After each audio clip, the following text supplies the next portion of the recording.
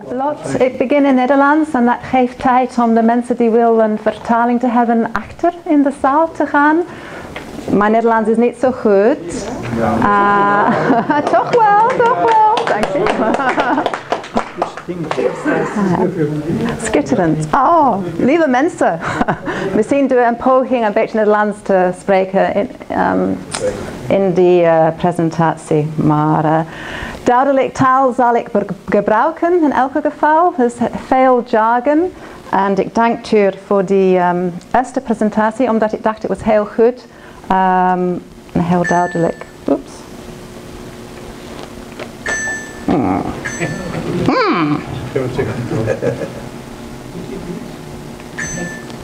Help. Patrick? Wat ik weet ook niet hoe dat ding werkt. Ik doe voilà. Zonder technologie. So, een beetje over EPSU.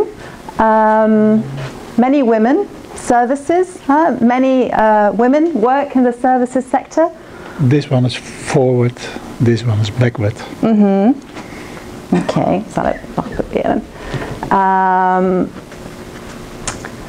Based in Brussels, we have many countries, you see, 49 countries. So not only the European Union, but the whole of Europe, until China, in fact. We also have members in Russia and in the old Soviet countries, so abroad. We focus a lot on building European strength in public services at European level and influencing European policy, especially the European Union. We have the main sectors, health and social services. It's very important for TiSA. Local government, also very important. Gemeente, regional local government. National administration, the overhead sector. And everything to do with utilities, also mentioned already, energy, water, sanitation, and waste, afval, also very important services. We are a social partner, so we are involved in dialogue with employers at European level in these different sectors. We try to discuss also trade issues and liberalisation issues with employers to have a perspective with as many employers as possible, the future of our services. We have many networks in EPSU. Gender has always been a high priority for EPSU. Networks on public services, looking at trends in public services, on collective bargaining, wages, working conditions, core trade union business. And we also have sub-regional organisations.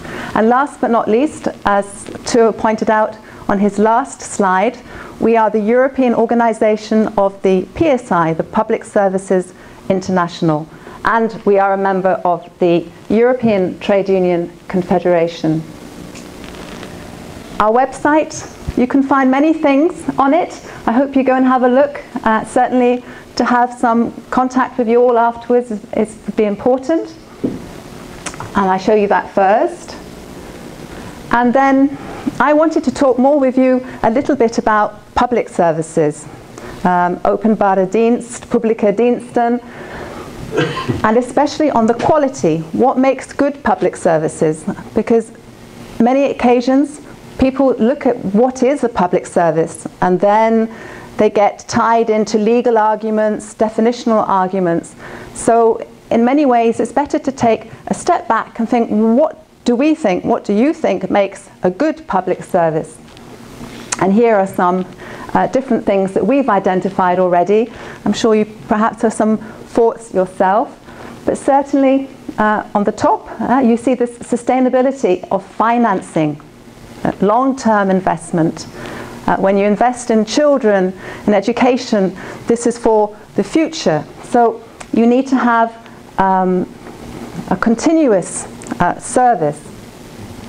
At the bottom, of course, whoever says service, and that's not just public services, says people. People provide services. When you have a meeting with a doctor or a nurse, you're getting their expertise, their care, their ethical behavior as well. And this is very much part of also a long term. You need to plan your staff, and you need to ensure that you can keep and have good quality staff. We need, on the right hand side, also to think of the users of public services. We are close to citizens. We want to be close to citizens, workers in public services.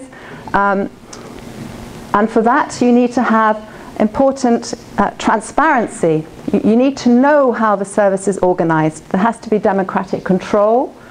And if all of this is working, we're getting on the left-hand side equality and cohesion in societies, but we're also getting a lot of investment for the private sector. I don't know how many of you might know how much of the European GDP, gross domestic product, goes on public procurement. Openbaarbeestedingen. It's 20%. 20%. It's a big chunk. So all kinds of private companies benefit too from public investment. Public investment facilitates growth in the economy. It facilitates long-term social and economic growth. I had the principles in the bottom, in the middle of the last slide, because these are the things which we are fighting for in EPSU with other organizations. We're fighting to keep the principles which permit us to have good public services, and in a broader sense to have the economy work in the interest of us, the people, in the long term. And here is just a list of some of the principles that are very important for public services, but also for our societies. Solidarity. We can come back to some of these. I run through them quickly, but in a way it's risk sharing. Risk sharing is the key to solidarity.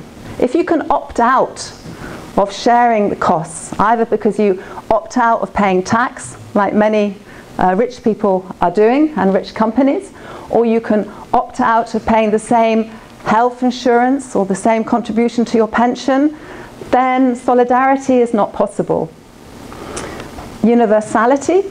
We want services to be available to all, and again this means a certain solidarity of the universality. If you can, as a company, just decide that you're going to provide your service in a particular region or particular city, then clearly this is different from a service which has to be available in the uttermost islands, in the highest mountains. Don't have any of these in the Netherlands, but you need to have a system which can ensure this universal access to everybody. Continuity I mentioned already. This is very important. It means too that you have to be very careful that you don't have bankruptcies. In many of our services we see unfortunately a trend in bankruptcies. Old people's homes, maybe we come back to old people's homes, it's a good example where we have a lot of what Lot said at the beginning, the wealthy investment opportunity is seen as the old people's home. So the money comes in, they buy up the homes, they sell them back to other formations of their own business, suck out the money, and then they go bankrupt and they go away. And of course, the old people are left with no home. And these are many examples. There's a very important one from the UK called Southern Cross, but also in other countries we see many of these practices. So you have to regulate to prevent these things. If you want private provision of old people's homes, I presume as a government you do not want them to go bankrupt. So how do you ensure the regulations are there to make sure that you can control the behavior? Equal access, affordability, that's also very topical for trade. Many occasions governments, regulators step in to prevent price rises, for example, of water or of energy, to control how much extra payments people might have to make for their health, to control drug prices, for example. All these techniques are used to maintain affordability. Users' rights, consultation, democratic control, also just to touch on these, especially transparency. when you're a public organisation, you are bound to be more transparent by law. Private law often has less demands for transparency. And this is also something to be taken into account.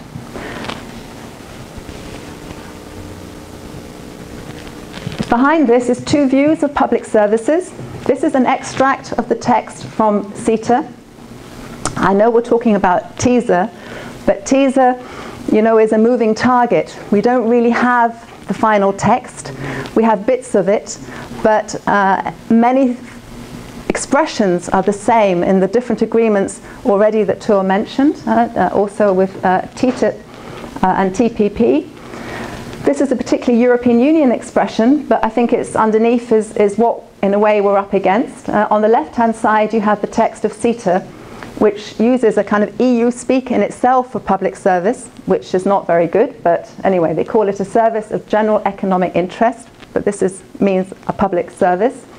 Is a service that cannot be provided satisfactorily and under conditions such as price, quality, continuity, by an undertaking operating under normal market conditions.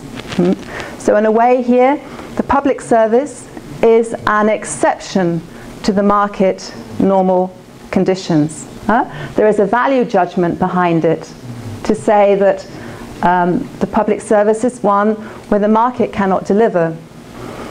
On the right-hand side is something which we're much more comfortable with, and this is from an academic who we work with a lot. And here it says, public services are activities which are subject to special regulatory regimes or special obligations.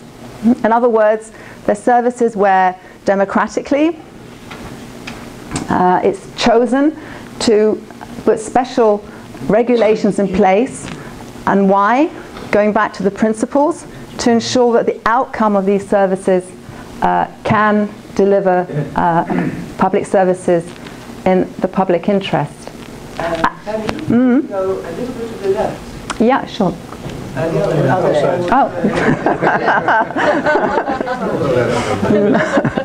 Links and left, yeah. Right. Now, I know this is the technical bit, I'm sorry, but then I have some pictures afterwards. All these type of things are in the trade agreements, whatever the trade agreement is. We heard from Tor that trade is about not so much the tariff barriers anymore. It's not about, you know, things which are physically seen. It's about the regulations. So all these things I've mentioned, like universal service obligations, things about limiting profits, things about fixing prices, things about limiting the number of service suppliers, the number of hospitals, the number of old people's homes, the number of pharmacists, where you might place your pharmacist.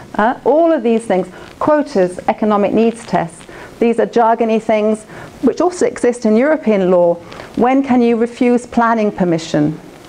There's actually an interesting case in, I think it's Rome or Milan, no, Florence, about McDonald's. Have you heard about it? McDonald's wanted to open their burger shop right by the cathedral. And there is a kind of outcry.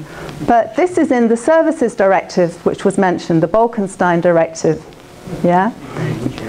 This is opening up competition, not to have these regulations which impede private companies to go where they want.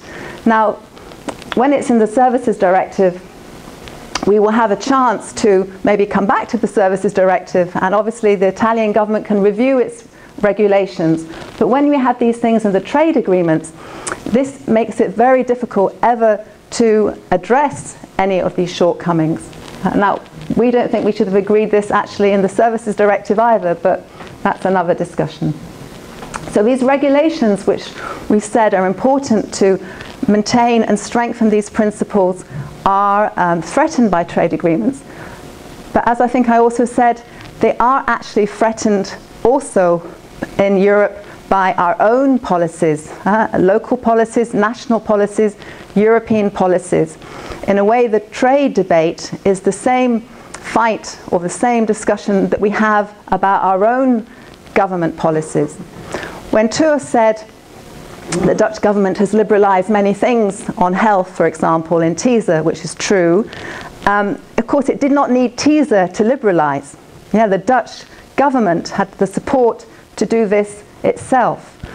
The trade will make it worse and it will compound it, but there is no, on this discussion about how much liberalisation, how do we want to control our public services and our other services, it is one discussion, whether it's on a trade agreement or a European piece of legislation.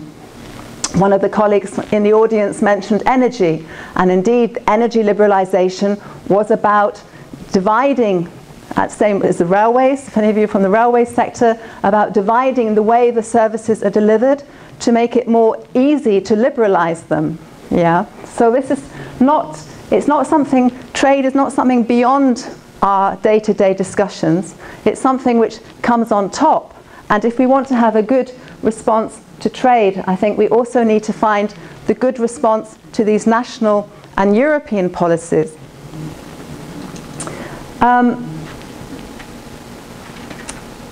A quick list of the things which have actually also been mentioned already, this broad scope. Somebody said it nice in the audience, if you want to make things very broad and you've got the power, you try and push it. So there is very little that excluded from the agreements, and many of the services that we represent, but also other public services such as education or public transport, post as well, universal service obligations, these are all touched on by TiSA. We have these terrible negative listing, that's been mentioned by TiSA. He didn't mention standstill and ratchet, but they go together. It's a bit linked to the new services comment somebody made. This means it's very difficult to go back. You know, this is liberalisation as a one-way street.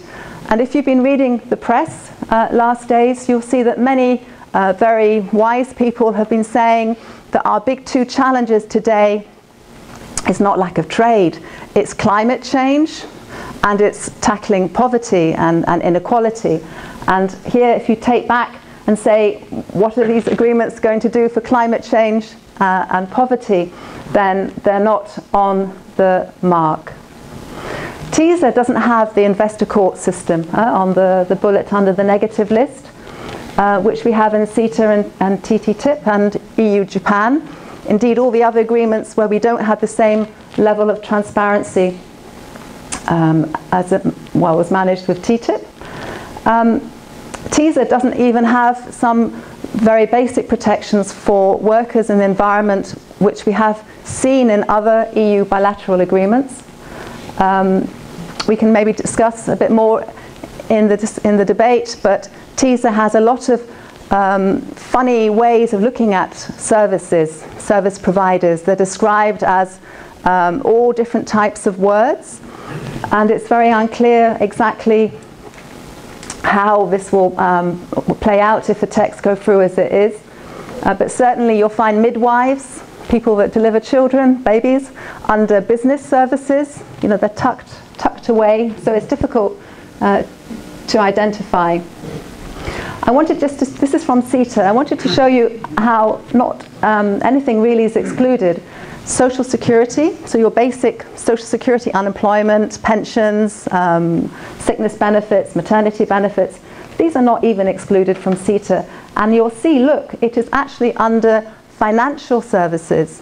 Yeah, it's not even placed under social services or public services or services of general interest. It's placed under with banking and insurance. And you'll see that the chapter does actually exclude Social Security, it does not apply, but then you'll see this other bit in red, except, and there's a big proviso tagged on at the end to say that it will apply, so the chapter will cover Social Security whenever you have Social Security institutions that are in competition. And the competition is not just necessarily with a financial institution, it can be competition with another public competition. Yeah? So this is about competition between entities, not really about public or private. Yeah, so everything is in. And also on water, I don't know if you know my organisation. With the help of others, we carried out a European Citizens Initiative on water, the right to water. I said to you, we mentioned our principles, that we want to anchor these principles on fundamental rights in our societies, and the right to water was one way of doing it. And you'll see this is again from CETA, but you can find similar things in TiSA, and indeed in TiSA the European Union is pressing developing countries to liberalise especially its sanitation, which are not previously covered, and its waste services. And here you see that it's got nice words about recognising water as a public good and and that everybody has the right to protect its lovely public goods.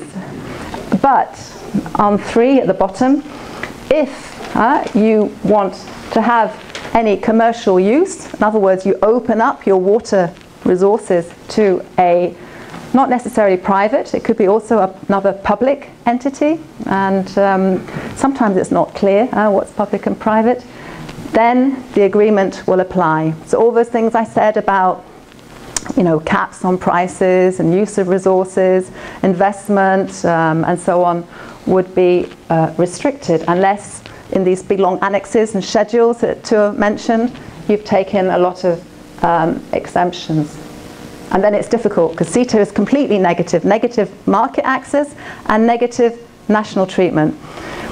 Some people think that this hybrid that we have in TiSA, where you have positive market and negative national treatment, is even worse. I tend to agree, because every way they do this different, more complicated, it makes it more difficult for people like you and I to understand it, even begin to understand it, and more importantly, it means you have differences in each of the agreements. And what happens when you have a lot of differences in these type of agreements is you have a lot of challenges and giving more power to other people to interpret what you meant. And as any good trade union person knows, this is what we don't like. You know, we like things which are solid. So what we want is to have an exclusion of public services. And there are many ways of doing this, to have a broad definition of public services based on what I said before, that these are services where you want to regulate and put special obligations on the providers, but in a way both public and private, and that the measures that you're doing to enable you to do this are also excluded, and that we don't want to have interpretation, we want it legally binding. Well, that's the easy bit, to exclude it technically. En nu, ik heb veel mooie foto's om jullie te tonen. Veel informatie over verhandel. Dat je kunt vinden op onze website. Ook die schitterende teaser-brochure van de FNV. En Miriam van Stichelen is een heel goede mens ook. Ik denk, jullie hebben het geschreven met haar. En zij kent heel goed die problematiek. Argumentatie, denk hebben we genoeg. We hebben veel acties all over Europa. Jammer, ik heb geen foto van de FNV-demonstratie. Maar jullie zullen zien, veel landen, niet alleen België, niet alleen Wallonië, maar ook in Lithuania, Germany, Latvia, Slovakia, Romania. Bratislava for the council, and Brussels, Austria. And last but not least, next steps. What are we going to do? Indeed, very much has been said, trade without the democracy, that's not going to work. And democracy without the values, that's not going to work either. So we have to fight for not just more democratic process in the trade, but a better anchoring of the trade policy in our own values. These have to be part of it. And engagement, yes. To remind, I think it's very important that we remind ourselves that we have actually had many successes. When we started to work on CETA 6 years ago, there were many other nasty things in it which are not in the final text. we still think the final text is not good enough and that we need to continue with you to reject it. We're working on TiSA with PSI in the same spirit.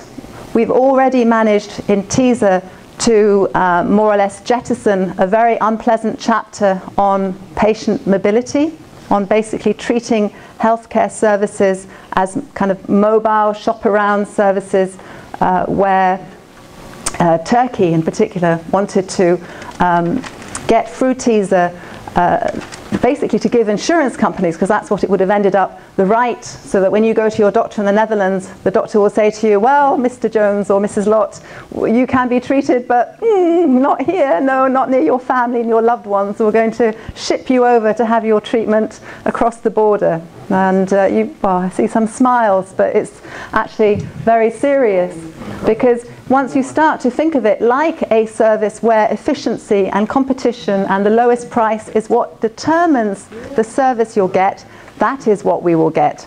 Now, that has been dropped. I've heard energy probably will be dropped as well, but we still have many unpleasant things in TiSA: data flows, data protection, privacy of information, financial services, education.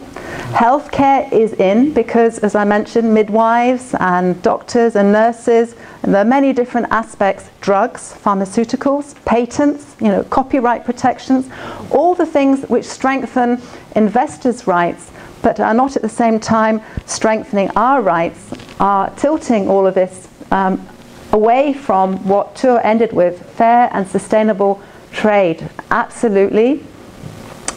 This is what we want. We don't want regulation to be dealt with in trade. In fact, these are regulatory agreements rather than trade agreements. But we are being recognized as big stakeholders. I think that's very important. We have an opportunity working together to have a real influence on the outcomes and to change the policy, not just on trade, but also, as Lot said, on the economic policy and on the redistributive policies that we want to see to have long-term sustainable growth and well-being, actually, which is what we want, well-being of people. And for EPSU, as a public service organisation, standing on our two legs of quality public services, fundamental rights, workers' rights, hand in hand, because you can have a pay rise, but if you're also being asked to pay more for your health care, doesn't make much sense. We need to bring public service workers closer also to other trade unions and other workers to stand together for better public services, more democratic public services, new public services with new challenges, well run, efficient, because they can be very efficient, and to value them as something which gives a bedrock to us all. So I stop there, and I thank you very much for coming, because it is a very it's a big chunk of work, I think, trade, but I think trade unions are definitely up to it.